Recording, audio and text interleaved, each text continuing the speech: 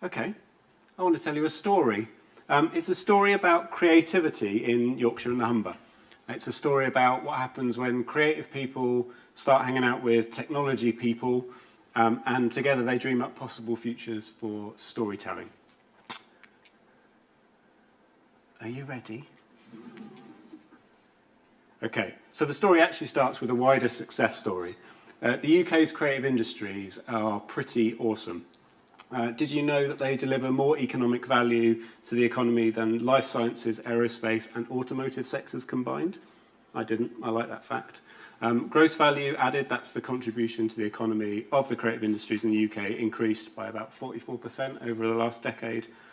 And the creative industries contributed nearly 116 billion pounds to the UK economy back in 2019. It's more since. The creative industries represents well over 2 million jobs now, and is growing about 3 times the rate of the UK average of other industries. And our story starts with a success story a little closer to home as well. So in Yorkshire and the Humber, our screen industries are a bit of a powerhouse. They're growing faster than the other UK's creative industries by region, and they're backed by amazing organisations like Screen Yorkshire, who you may have heard of, and Game Republic. And the region manages to produce some of the most interesting, world-leading and iconic film, TV and games. But how can this region stay at the forefront of its screen-based storytelling? And that's something that me and colleagues in XR Stories are really, really interested in.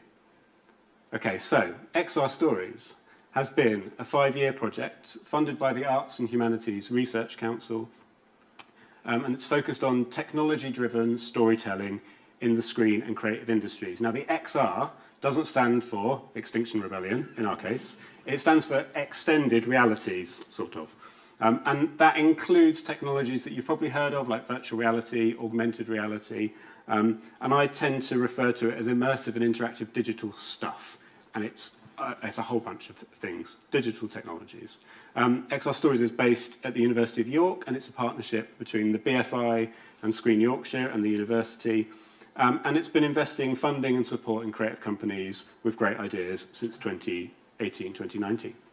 I wanted to share some of the projects with you, but let's first pause for a moment to answer one really important question, which is why bother funding creative R&D at all? Why don't we just stick to really, really important other stuff like health, automotive, aerospace, renewable energy, and all that kind of stuff? Well, put simply, creative industries R&D and investing in it works. You get more out than you put in. And investing well in creative R&D is equivalent to investing in economic growth. The creative industries in the UK is big, it's growing, I've already mentioned that, so lots of people stand to benefit. But there's not really been an established model for university-led R&D for the creative industries, as there has been, for example, in science and engineering.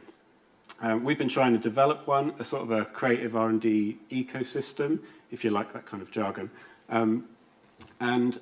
We're combining things like funding for companies and aligning that with developing strong networks with those companies, training and mentoring for those companies, embedding research into that companies and their knowledge, accessing specialist technology, stuff that they couldn't afford to otherwise, and other forms of technical and creative support. So XR Stories is an embodiment of that.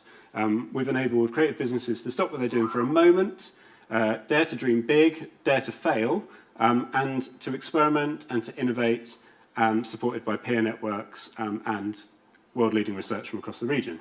So we've got some evidence that it works too. So there's a few headlines. So XR Stories has supported well over 100 projects, over 200 companies, invested about 3 million in grant funding into those companies. And that funding has supported at least 453 new or retained jobs, has generated about 6.6 million in additional revenue to the region.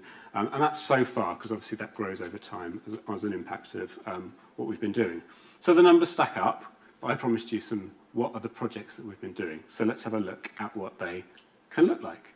So they can look like things like, and these are just some examples, so things like theatre companies, documentary filmmakers and design studios have all made an interactive VR story experience for the first time. Games companies and visual artists have explored things like augmented reality and enhanced story books, physical books, or new AI tools to enhance their games or their stories. New kinds of interactive museum exhibits have been developed. New theatre formats have been developed using motion capture technology and games engines. And TV producers and writers have worked with games companies for the first time to explore new immersive story formats like VR comedy horror, for example. So we've helped SMEs in our region to develop ideas for new experiences and products. These are some really incredibly creative companies as well. They're very small, and we've used these incredibly brilliant small companies and paired them up with really big companies to tackle the big companies' challenges and the opportunities that they face. So, for example, in late 2019, before the global pandemic, we found ourselves working with Warner Media, as they were then called, and they're called Warner Brothers Discovery. We developed a national programme to find the most creative UK companies to help Warner Media imagine possible futures for audience experiences. Now, they were owned by a telecoms company called AT&T at the time, so they were particularly interested in what 5G technologies, ultra-fast, low-latency technologies might mean for media futures. And we set up a couple of projects with Warner Media, and I'm going to show you a little about them both. The first is by a company called Charisma Entertainment, who are based in the south of England. And they've got this amazing tool which enables you to speak directly to characters in TV, film, and games and other interactive experiences. And for Warner Media, they imagined a future for media where the screen in your home is not just broadcasting content to you, but is a two-way window where you can literally and in real time communicate. So they imagined you sitting at home and meeting Steppenwolf, a 9-foot monster from the DC Comics Justice League stories. And he's walking towards you, and he's here to find out if you are worthy to join his mission to destroy the Earth.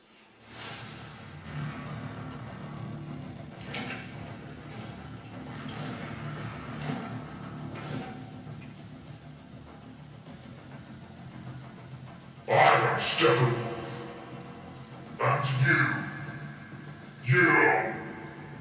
you look scared. Are you scared, human? You don't scare me, Steppenwolf.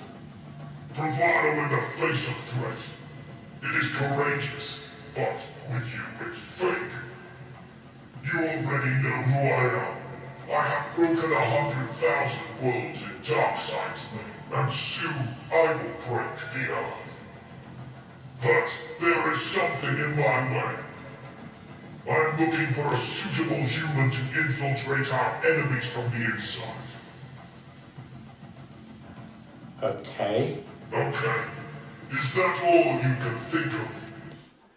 And so on. And through the interaction, you either become Steppenwolf's best mate and destroy the Earth, or he gets very stroppy with you and basically thinks you're useless and discards you entirely. The second project was by a company called Prox and Reverie, who are based in Doncaster, and they imagined a different kind of future, but one where you could physically move through a portal, for example, like something a bit like one of these, into another world entirely, where you could meet your heroes and your villains and become immersed in stories like never before. So here's what that looked like in practice. And these two companies, worked with UK and US Warner Media innovation teams. They ended up sharing their creations with execs in New York and Los Angeles, and they had a lot of fun doing it, I think. And this is something potentially quite different for universities, so helping to connect big and small creative businesses, greasing some creative wheels, injecting academic research in valuable and timely ways. And we learned loads from that partnership with Warner Media, so we decided to do it again, but this time with Sky. In 21 and 22, we ran 2 different challenges with Sky to develop story-driven use cases for a new home entertainment device they were developing called Sky Live. We started working with them confidentially because the product hadn't been announced at that point. And so this is Sky Live. It's a peripheral device. It sits on top of your TV, and it's largely a camera, but it's optimized to track gesture and motion. And it enables Sky to often bring shared interactive experiences into their customers' homes. They wanted us to help them explore storytelling potential of the device. They knew that they'd have like game apps like Fruit Ninja and stuff available for it, but they were as interested in whether they could, for example, offer their TV studios TV shows second screen experiences and other forms of interactive relating to their own IP. So we supported 4 projects with Sky, each exploring a different storytelling element. And so, from the top down to the bottom. So top left, we've got Good Gate Media as the company based in Wales. They explored interactive branching narratives through a science fiction story trope called How May I Help? Charisma, again, top right, developed an atmospheric prototype game called The Rope, where you use both your voice and movement to engage and shape the story of some deep-sea divers. Bottom left is Reflex Arcs project. They're based in Leeds, and they work on a Sky show called The Rising, which you might have seen. But they were particularly interested in exploring game experiences that were equally accessible and rewarding for people with a range of visual and hearing abilities. And then bottom right, Joy Polloy's project, they're based in our region as well, and they explored playful, gesture-controlled experiences with the Tom Gates show, which you might have seen. And we've managed to squeeze in some fun with ITV as well. Two amazing companies in the region imagined and made some prototype Emmerdale experiences to explore bringing new audiences to that long-running and much-beloved show.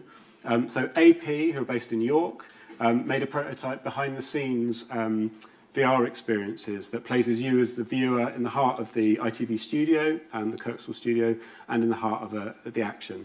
And Dubbit, and these are screenshots from the Dubbit project, another regional company, made a prototype Roblox game called Foul Play, and that was particularly for younger audiences to introduce them to the Emmerdale world, some of its iconic characters, and you were asked to solve a crime. Who stole the chickens? Spoiler alert, it's obviously going to be Kane Dingle, isn't it? The other ones are lovely. Okay, so that's big media. But what about like small media?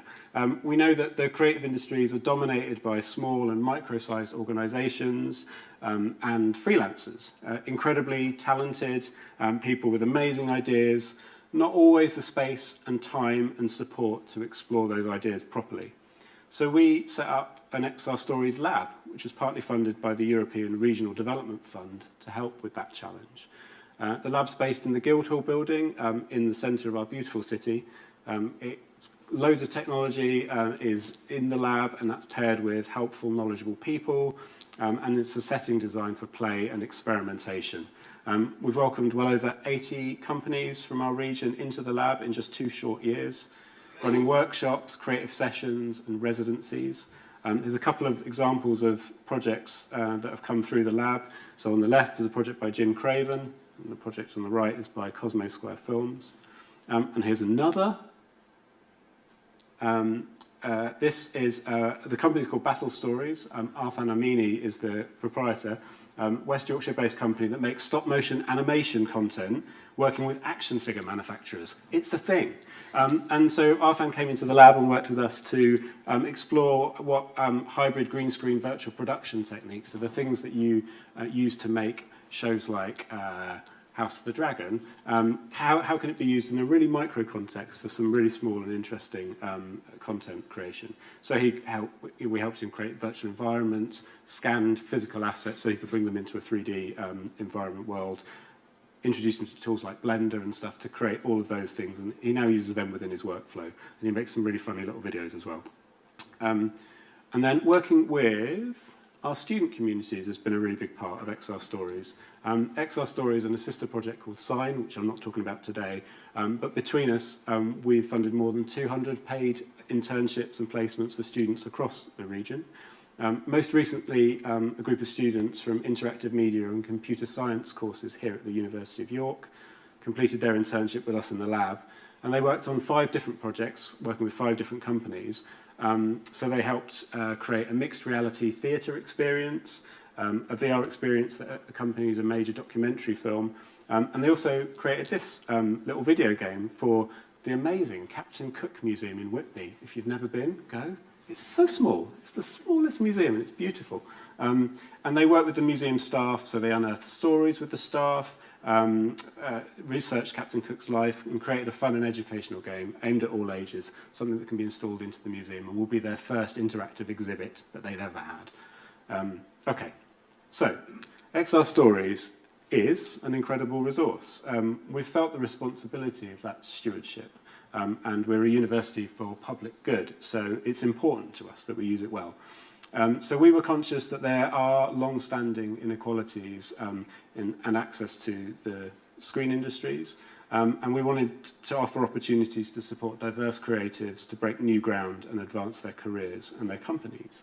So we worked with an incredible agency called Bright Black on this immersive digital accelerator program. And we supported individuals traditionally marginalised from screen industries, careers from across the region to learn new skills, accelerate their ideas for immersive and interactive experiences, and to find funding and develop their businesses. Okay. So that's what we've been doing. So what's next for the university? Well, the university's been able to leverage its outputs for XR Stories and other amazing aligned projects like DC Labs, to lead new projects in these ranges of technologies, these immersive and interactive technologies.